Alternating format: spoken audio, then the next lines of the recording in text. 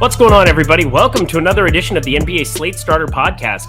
I'm Eric, joined with my buddy Pete as we break down Monday's 9-game NBA DFS slate on DraftKings, FanDuel, and Yahoo. Look at you. You know what to do. My guy Pete back in the analysis chair, filling in for Rinpack down in New Orleans. He's partying. He's having himself a nice little time. You know, we bid him farewell. Have fun, my friend. I'll see him back here tomorrow. But we got Pete filling in. Pete, how you doing, my dude? What's going on, bro? I appreciate you having me again, and happy to discuss this upcoming NBA slate and see where we can try to take down the tournament. For those who don't know, which you probably do if you're watching this show, if you're part of the Awesemo contingent, you know that Pete spits hot fire when it comes to MMA. He knows all the things inside out that you need. Opened a gym with his dad as well. So not only does he preach how to win money at it, he preaches how to do the thing, which is always kind of fun. I think that that's an extra bit of analysis that comes in handy, but he also is pretty good at the NBA streets. He's filled in a couple times. We're glad to have him back here. We're in the middle of a Sunday slate that I thought I was going to win everything on until Jose Alvarado put up 48. You had to pivot onto a lot of these Indiana pieces, Jalen Smith, Isaiah Jackson. I even thought Terry Taylor was a great play, 3,500 the min. I think that can still work out at 20 points. Sad as that was to not see him get a ton of run, but did you play any NBA today? I did. I went a little light just because I was running around doing a bunch of things, but I had to dive into it a little bit, and I was definitely targeting that New Orleans game. And as I think everybody was, it was the chalk of the slate, and then just trying to find the correct pieces. And Alvarado was the piece that I feel like a lot of us kind of maybe just glossed over a little bit. Yeah, it wasn't even that I glossed over him. I didn't think they were going to win by 30 or 40 or whatever the hell they won by. It was a lot. I just didn't know in a competitive game or a game that was within 10, 15 points that Alvarado would get the run. Now, if I knew they were going to be up 30 in the fourth quarter and he was going to play the entire damn thing, yes, I would have played a lot of Jose Alvarado, but that's kind of what NBA DFS is too. Yeah. I guess there was also a narrative where if you didn't play Devontae Graham, he was up to 6,100 on DK, and I still thought he was a smash play at that number, but if he doesn't get the run from foul trouble, injury, or anything else, his direct beneficiary, the pivot, is Jose Alvarado. And it's not like he was popular coming off of a game that was Trey Murphy III's. You're welcome. Rinpack and myself, Trey Murphy III on Friday. Those were good times. But smash that like button, subscribe button, notification bell. I don't really know. We'll see how this late night hammer works out. The Lakers are down like 24, 26 right now at the end of the first quarter. Maybe the worst basketball team ever. Oh, joy. You know what? They're on the slate tomorrow. Oh, boy. It's going to get ugly. And there's definitely some teams that I'm targeting for Monday's slate. And that's kind of like how I like to play NBA DFS. It's just targeting these smash spots and trying to see like where teams can just absolutely annihilate their opposition. And we definitely have some matchups to exploit, and we'll gladly break it down for you guys. Yeah, Atlanta playing Portland, that'll be a wonky little spread, even though Portland played well against Washington, ended up winning that game, and Josh Hart put up 50 gajillion fantasy points. That was interesting to see, but lots of spots like that. John Collins will be waiting on that news. We've got lots of teams on back-to-back like Atlanta. We've got Los Angeles. Obviously, that's going to just be cool, boy. I don't even know how to start with them here. I doubt LeBron plays. Just throwing that into the atmosphere before we begin. But let us begin. Well, I don't even know what I'm saying. Let us begin, Pete. Let's begin talking about NBA things. You ready to get going, my dude? Yes, sir. Let's ride. Let's do it. You see that you knew what to do, and I just can't talk. James Harden's $11,000 on the top end, coming off of, I guess they have nice strip clubs in Orlando because he didn't play. Even in an overtime game, couldn't put up over 50 fantasy points. Thanks for a lot of nothing. Could be a spot where they rest somebody. I really don't know. But against Denver, here's the thing. Nikola Jokic, Joel Embiid for the MVP. They should just put it out to center court before tip and go.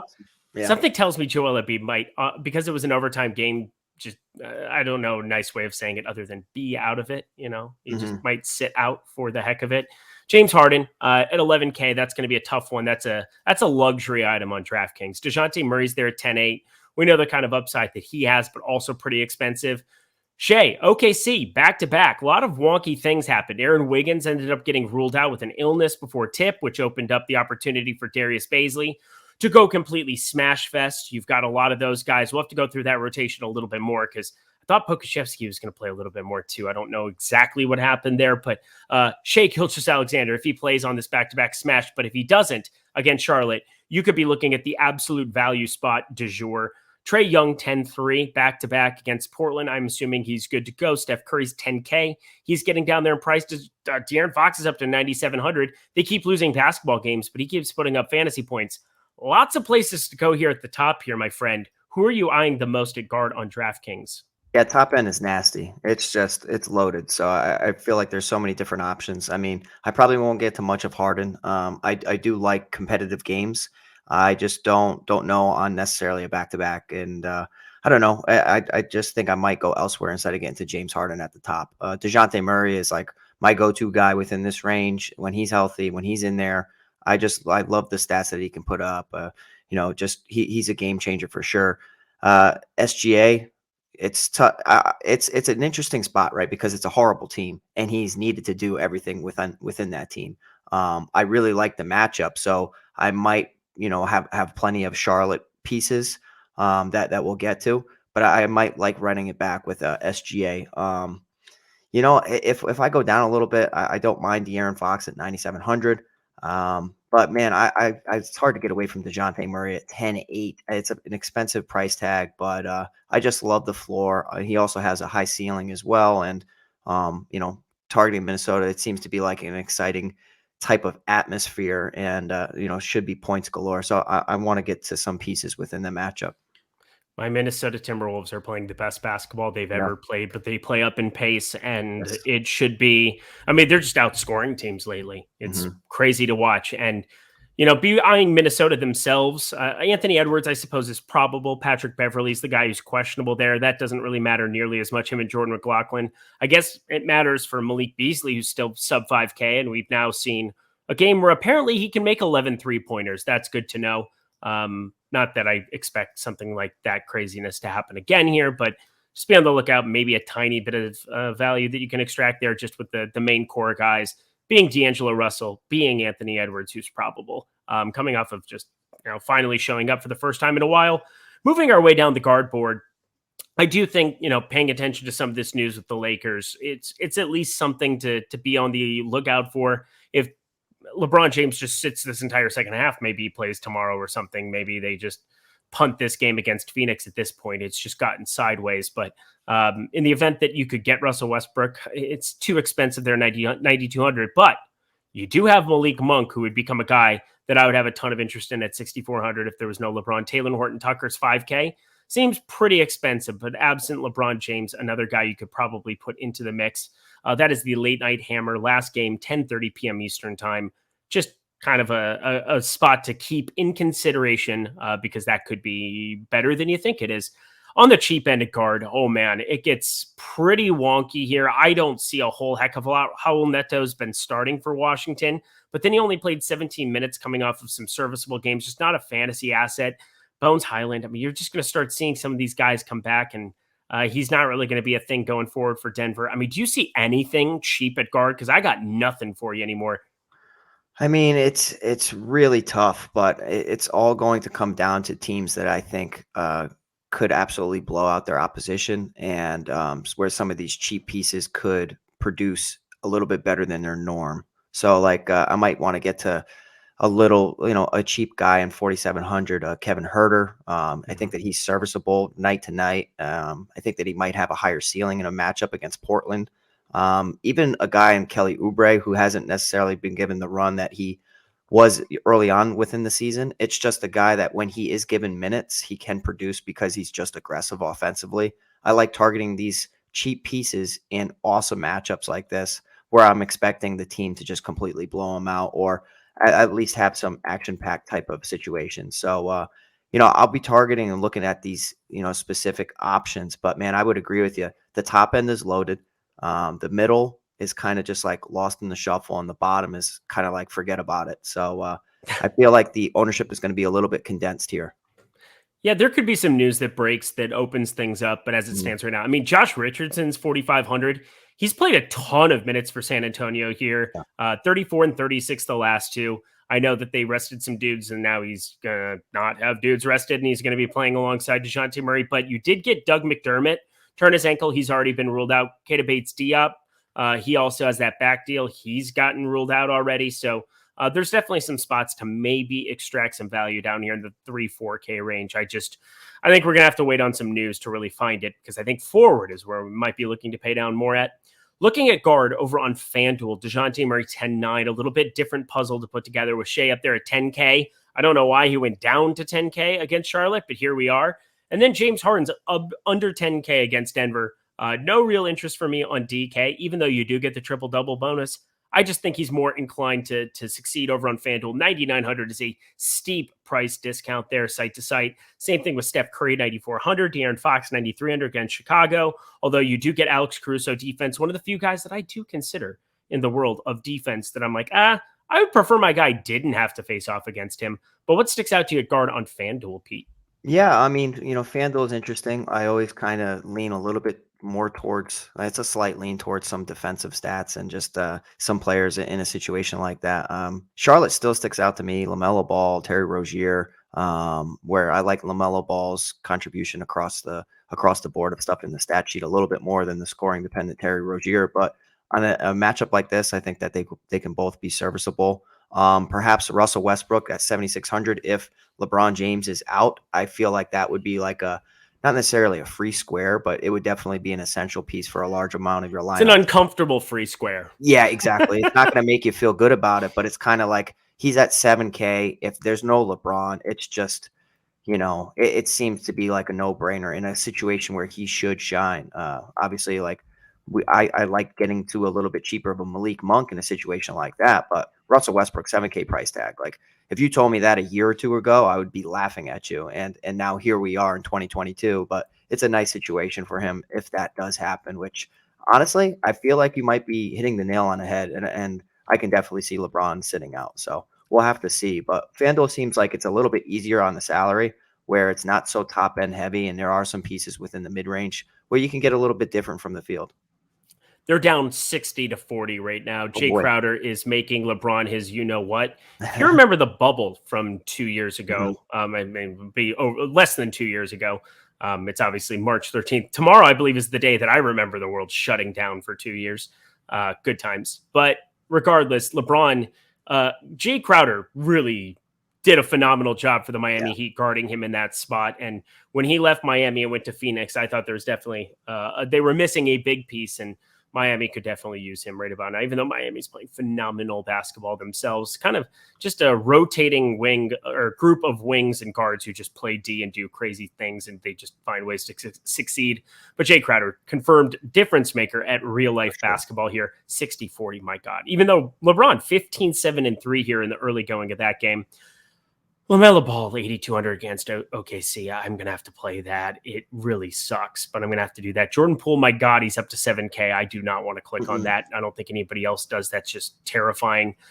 Brandon Williams, 5K. Jordan Clarkson, 5K. These are the kind of guys that you got to be looking at. Brandon Williams broke my heart. Played 39 minutes. I had like a 14.5 points prop. I had him projected over 20 points. He put up 10 in 39 minutes. I think at 5K, you just go back to the well against Atlanta and play a lot of him on FanDuel. I like that tag a lot more than I like playing him at 6,500 over on DK. So a guy who's completely out of play for the DraftKings slate, but man, is he a smash for FanDuel tomorrow. He's my cheapie for you for tomorrow. Anything else you see down here at the bottom? No, I agree with you. It's a matter of just, finding which pieces you like on FanDuel more than DraftKings and checking out our stuff over on Awesemo.com. It definitely helps you out, and where I can see where I can get different and target some players. I almost said fighters, some players, depending on how their salaries are on the site. So I would agree with you with that take. I've said way worse things. Let's go to Yahoo at guard, top end, DeJounte 50, Harden 49. Our sponsor, Yahoo, let it be known. Shea 46, back-to-back. Be aware of that. You could sit. And then again, you could play 94 people for OKC. Yeah, I don't care. Even if they have 8 active, you could play 94 of them because that's what I would do. They are the smash spot in that event against Charlotte. They're going to lose the game, but they're still just fantasy relevant. LaMelo's down there at 35. That's just yelling at me. De'Aaron Fox, I would say this is the best site to be targeting him. Same thing, Steph Curry, both of them at $37.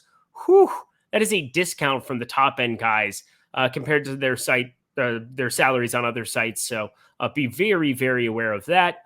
Brandon Williams is there at $20. That's still probably okay. Although again, FanDuel, I think that's by far the best DraftKings. I don't know how I could click on that. What sticks out to you over on our sponsor, Yahoo, my friend? Yeah, it's Steph Curry. And the reason it's just because Steph Curry, you always having to pay the premium for him.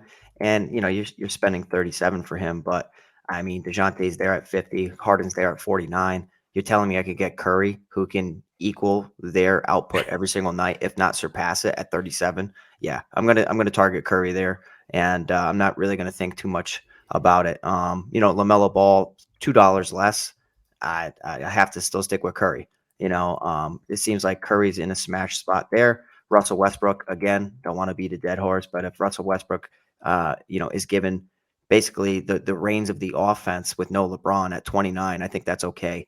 But yeah, it'll be Curry for me over on Yahoo. I agree. I'm looking cheapies. Malik Monk, $18 if there's no LeBron, obviously. I don't think that'll go overlooked. But I will say, special shout out, Trey Mann, $15. Yes. He played 35 and a half minutes today. I expect he'll play on the back-to-back. I mean, what are they holding on to him for? Just let him play basketball. You're just trying to get through the season. Get to 2 years from now because you've stockpiled however many picks. Mm-hmm. Shea will continue to be Shea. You just build around him and you move on with your life if you're OKC. So Trey Mann, $15. We'll kind of give him the shout out. And Malik Beasley's there, $13 at the shooting guard position. Those are the two guys I have targeted there. What you need to target, if you haven't played over at Yahoo, is just signing up and doing it now because you get 1 free month of Awesemo Plus Platinum if you deposit $10 or more, play in any paid contest, and you're set.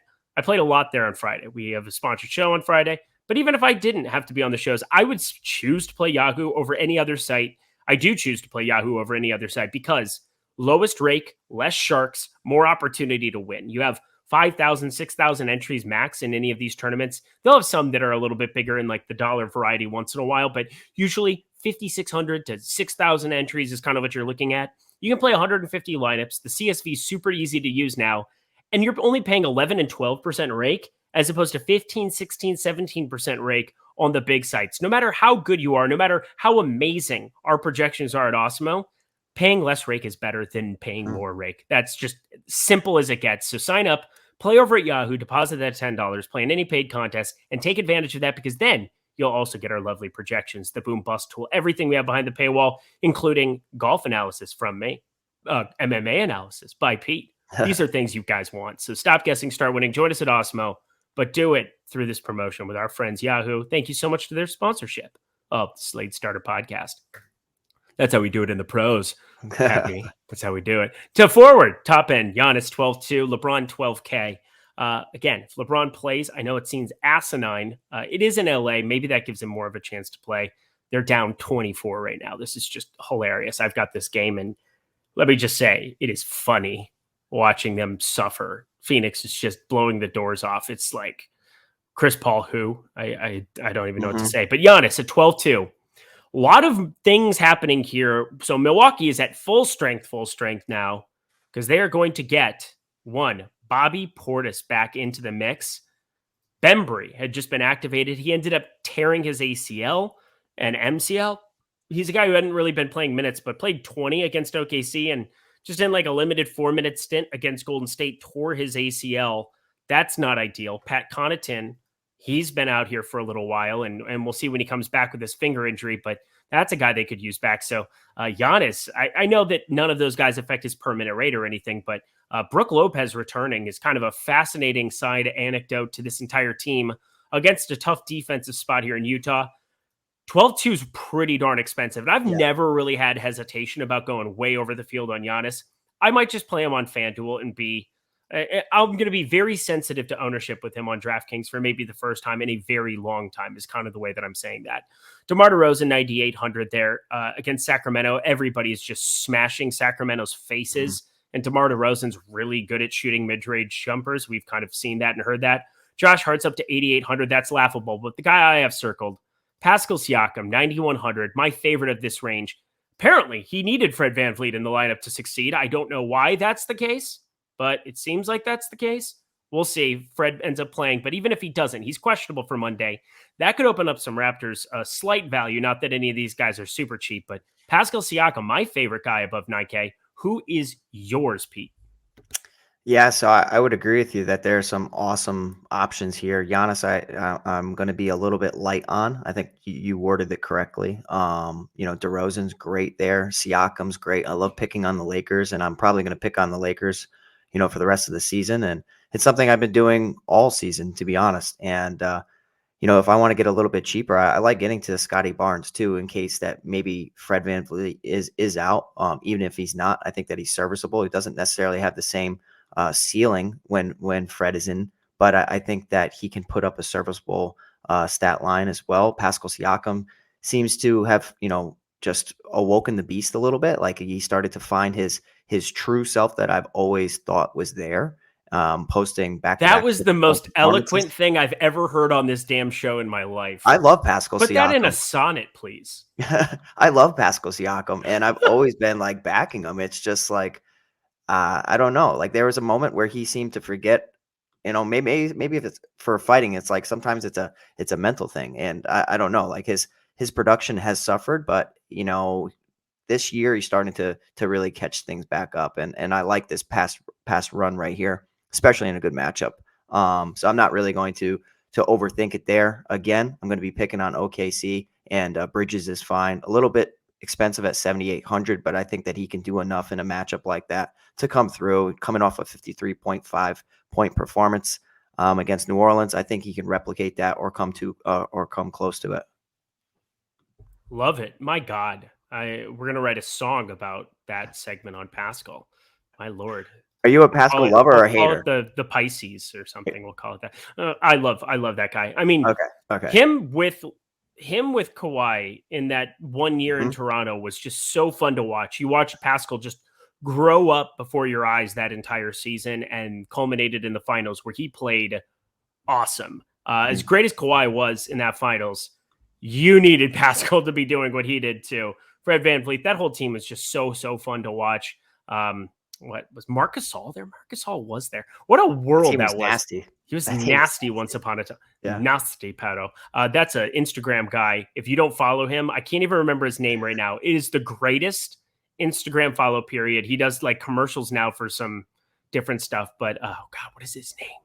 It's going to bug me. I'm going to have to find it out while we're on break here. But he says nasty pedos. It's great. He's got the greatest golf analysis ever. Further down we go. Tobias Harris, 6,900. I'm not going to play him on a 9-game slate. I'm just not. He was a recommendation for a 5-game slate. It worked out. Yay.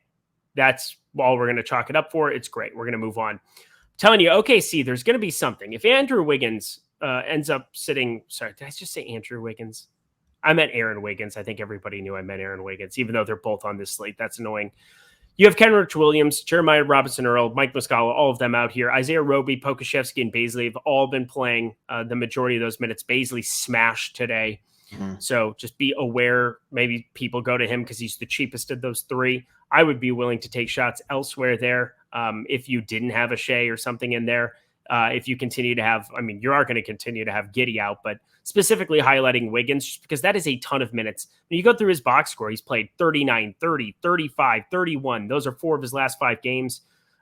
You have to look at that as an opportunity to play guys for extended minutes against a Charlotte team that is top 3 in pace, bottom 3 in defensive efficiency, checks a lot of boxes for me. That is all I really have here for forward on DraftKings. Anything else for you?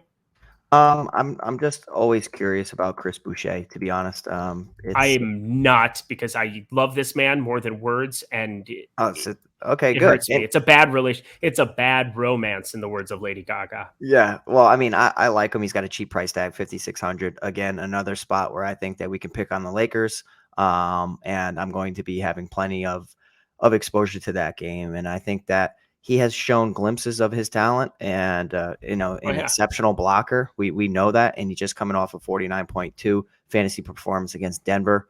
And all we need is a coaching staff to truly get behind him, give him minutes, and I think that the rest will sell itself. And at 5,600, I'm okay with getting behind that. Nick Nurse does not care about you. Nope. Nick Nurse does not care about me. Nick Nurse does not care about us. He just benches Chris Boucher when you expect him not to, and then he goes and puts 50 out on a day that I'm light on him, because that's how the world works. To FanDuel we go before I get too sad. Giannis 11-6. That's a little different. LeBron 11-2. That's very different as well. both of them far stronger considerations on FanDuel. LeBron, again, I just keep saying it over and over, but be aware, I wouldn't be surprised if he's sad, especially after this embarrassment. They're down 24. Kyle Kuzma, 8,100. That number was going to crash in the presence of Kristaps Porzingis. That was always going to happen. It is starting to happen here, but you get a completely different situation here in terms of the way the salaries work out. You have Tobias Harris at 5,900. That's far more intriguing there. You have Chris Boucher, 5,500. That's kind of interesting to me as well. Marcus Morris is down there, 5,500. Basically just smash 5,400. You have so many cheapies down there. The mid-range is loaded. You could get guys like Josh Hart, 6,500. That is worlds of difference. He's going to be crazy popular in FanDuel. I mean, two different puzzles. Miles Bridges, 7K after 29 minutes and still a 50 burger. I mean, I'm telling you, completely different kind of deal you're looking at over here on FanDuel. Tell me some of your favorites, Pete. Yeah, the salaries are a little light on FanDuel, and I love it, taking advantage of it. Miles Bridges, 7K, all about it. Josh Hart, 6,500, no brainer. The guy's been extremely aggressive since the trade, and he's putting up amazing stat lines. And I just think that this is completely mispriced in the matchup where there's going to be points galore here. So I want all of that. Like Gary Trent, a guy 6,000, more scoring dependent. I'll probably not get too much of him on a site like this, and I'll probably stay right within that mid range, to be honest. Because if I get a little bit too low, now I feel like I'm reaching a little bit. At the top end is fine, but Scotty Barnes 7,600, Bridges 7K, Josh Hart 65. That's where some of my ownership is going to be concentrated around. Nicholas Batum is 4,100. I think you can take that shot if you want to go down to him, even though he didn't play as many minutes today against Detroit. 25, only put up 13, but coming off of some decent games, 30-ish minutes. It's a back-to-back here. Wouldn't be surprised if somebody somewhere sat.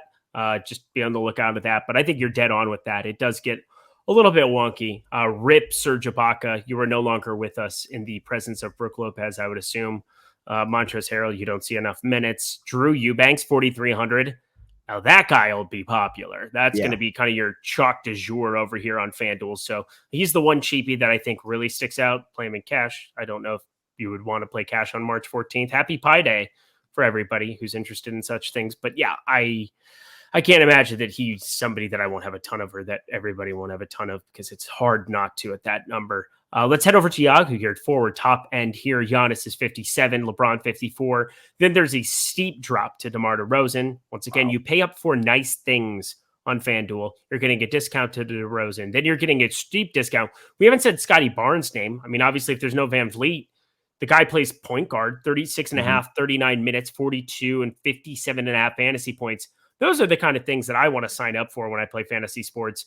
Josh Hart, 28, Miles Bridges, 30. I think those are all about appropriate. Nothing super cheap there, but further down, you have a DeAndre Hunter there on a back-to-back against Portland here. We'll see if John Collins plays. If he doesn't, I would have some interest going there. You've got Jaden McDaniels.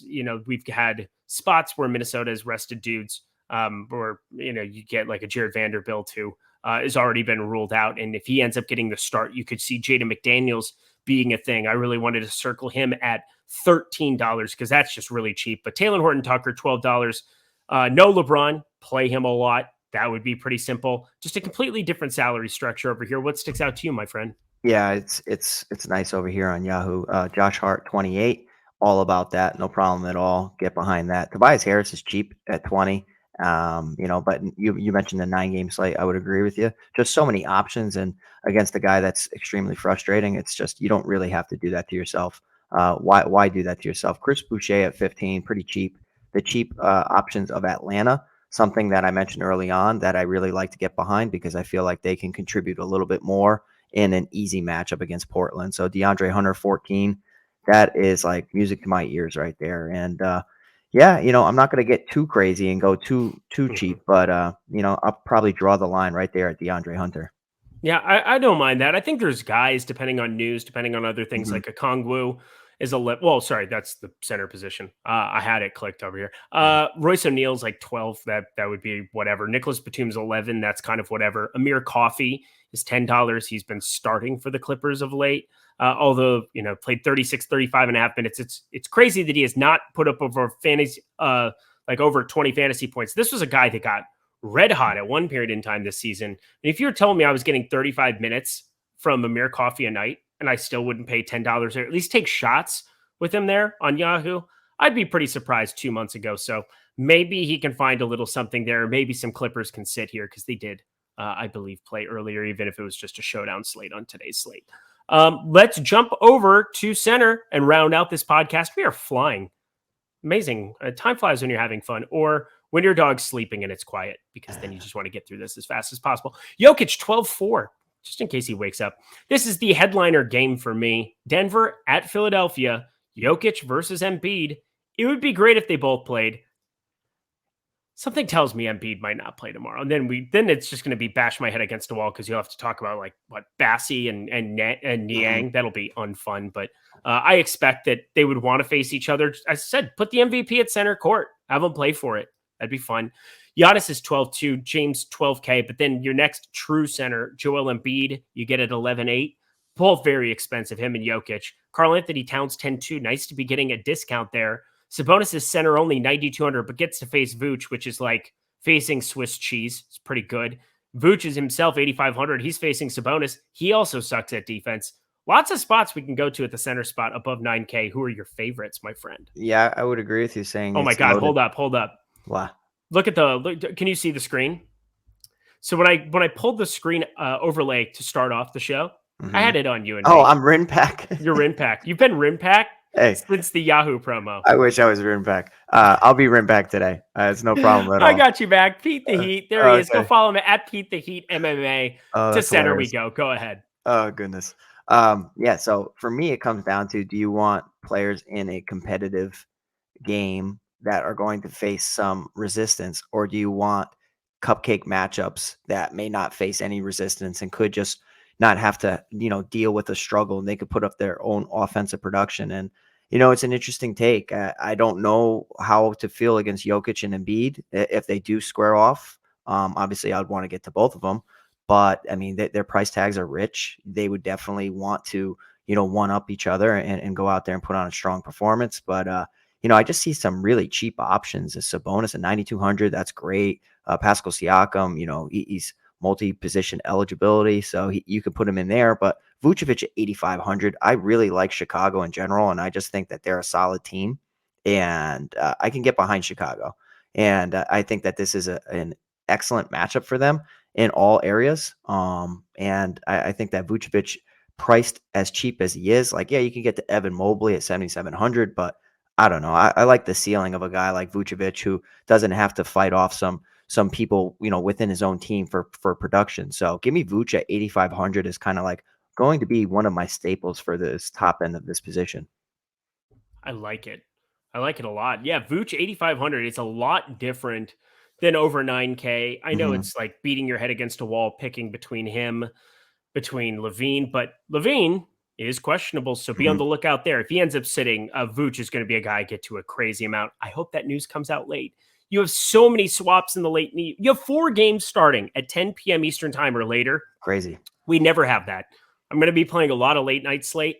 Ryan and I will definitely not be recording until way later tomorrow night. I can tell you that much, because he'll be back in Michigan. I will be here in LA, and we will both be making copious amounts of lineups, I am assuming. And that is going to be a big part of not just that night slate, but of this main slate. If you can get to that news and Levine were to have that break late, I think it opens up some sneaky opportunity for Alex Caruso too. Just throwing it out there. Or Kobe White, that would be gross.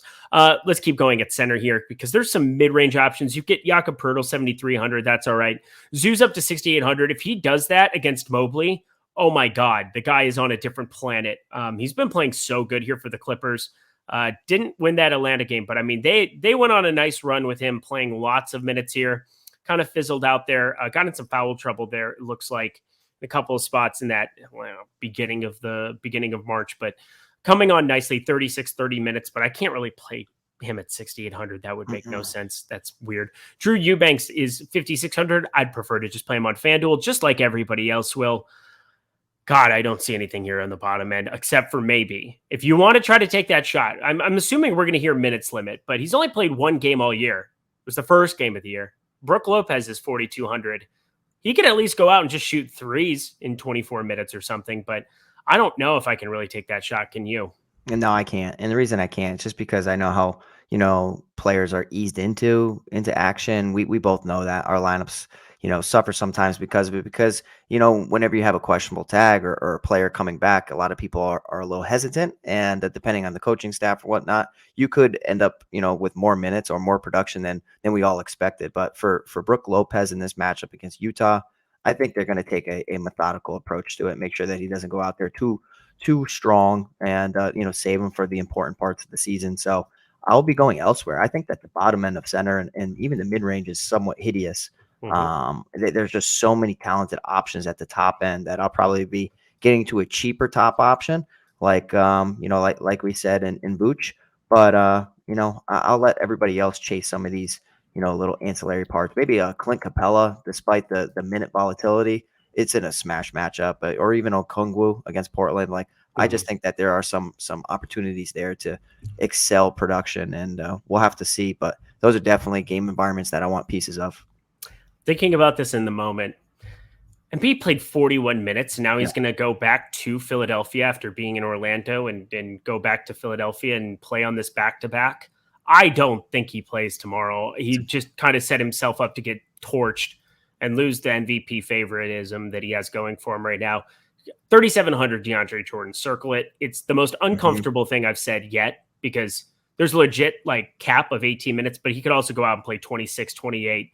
They're going to need him against Jokic, I would assume, just looking at that front court. There's not really a whole lot else there if Embiid doesn't play. So just be on high alert. Also, Paul Millsap is the flat 3K. Nice. Oh, my God. Just drop kick me. I was thinking that we're going to have some stars sitting. And obviously this is a big slate. So waiting on news is extremely important for our lineups. But, you can definitely start putting your mind into the process of what you would do in situations like that. So you kind of have backup plans and, extra CSVs or whatever just at your disposal. Yep. Charles Bassey, I know he's been playing in Delaware, but that was kind of the first guy that I said off the bat. But obviously DeAndre Jordan got there after getting waived by the Lakers. Can't make it on the Lakers. You can't make it anywhere else right now. 2. Center on FanDuel, Jokic 11-4, Embiid 10-7, a little bit more rational pricing, but you get Karl Anthony Towns at 9,500. Ooh, that looks pretty fun. I kind of want to take that shot. I think a lot of people might as well. Domantas Sabonis, who play power forward center there. Evan Mobley's up to 8,800. No thanks, even in the absence of Allen there. But Vooch, 7,800. That will be very, very popular. At least it should be in my books. Even if you were to get Zach LaVine ruled in, I could find myself on a lot of 7,800 Vooch. Domantas Sabonis cannot guard you, cannot guard me, cannot guard Nikola Vucevic. That's for sure. Jakob Poeltl 7,100. Going down further, you get Zoo at 6,300. That's at least rational. We can maybe take a shot there. Clint Capella 5,800 if there's no John Collins once again. Although he only played 21 minutes today, he did close the game 33.7 fantasy points. So you can take that with a grain of salt at least. Anything stick out to you here on FanDuel compared to DraftKings? Yeah, Karl Anthony Towns. Yeah, I think that he might be my guy over on FanDuel, 9,500.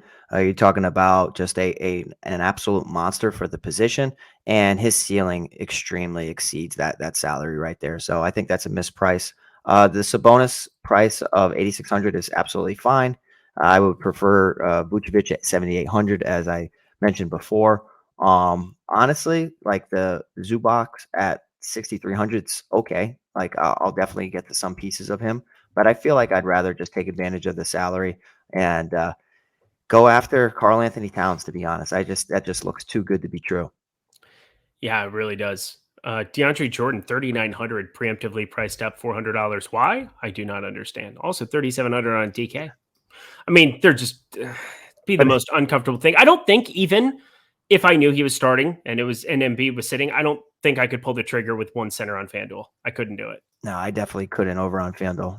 You're just like boxing yourself out of so many points, and just like we know what he's capable of, and I don't know at this stage of his career, I definitely not capable of a lot, Pete. Yeah, exactly.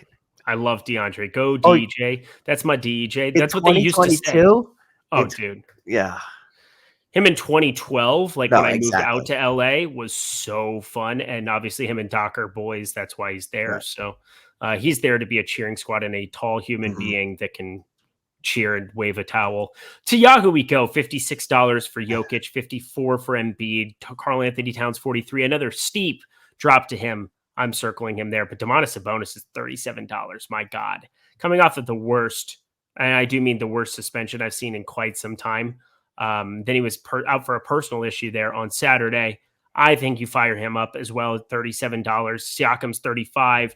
Vooch is $32. Mobley's $31. That's the first time that I've really gotten very interested by a tag he's got. Porzingis, and the minutes are trailing up. 26 the last two. We could take shots, but not on this slate at $30, where you can roster two centers, and I'll probably get some exposure maybe elsewhere. But Zubac's 21. I gotta say, Yahoo is probably my favorite site in terms of being able to fit in two of these centers that are below the Jokic Embiid tier. Might be something where I jam a lot of those guys on FanDuel along with Cat too. I play those guys on FanDuel, and then Yahoo, I'm just gonna hammer this mid-range. Everybody looks great. Who are some of your favorites to round out the Slate Starter podcast, Pete? Yeah, I would say anybody within the 30 or 20 range, they look pretty damn good. Sabonis 37, absolutely fine. We have to pay attention to the news of Gobert, because honestly, if he is back, I think that is an interesting situation because his defense is going to be needed in a matchup against Milwaukee. But if you don't want to be risky like that, the game is at 10, but you could easily go to Vucevic at 32. Outside of that, Capella, I wish he was a little bit cheap. 22 is fine. It's just the minute volatility. I probably get to a guy in Zubac right there, but I'll be definitely circling that Rudy Gobert at 34. It's just something that I think can provide you some leverage on the slate if he is indeed active. Love it. My guy, we're through it. Under 45 minutes, nice and clean. A nice tight 9 gamer that we covered. So fun to have you back, my friend. Looking forward to getting you back here very, very soon. But any final words for the people as we get out of here? No, I just want to say thank you, Eric, and thanks for having me once again. It was fun, and best of luck, everybody, in this big 9-game slate that hopefully we don't have too many stars sitting. Go follow him at Pete the Heat MMA. If you like winning at the sport of MMA, both in the DFS and especially the betting streets, had a fantastic day. I know they're on Saturday. You're going to want to go check him out. So at Pete the Heat MMA, him, Jason Floyd do a great job on the shows. Check those out. I'm Eric Lindquist. We'll see you back here again tomorrow.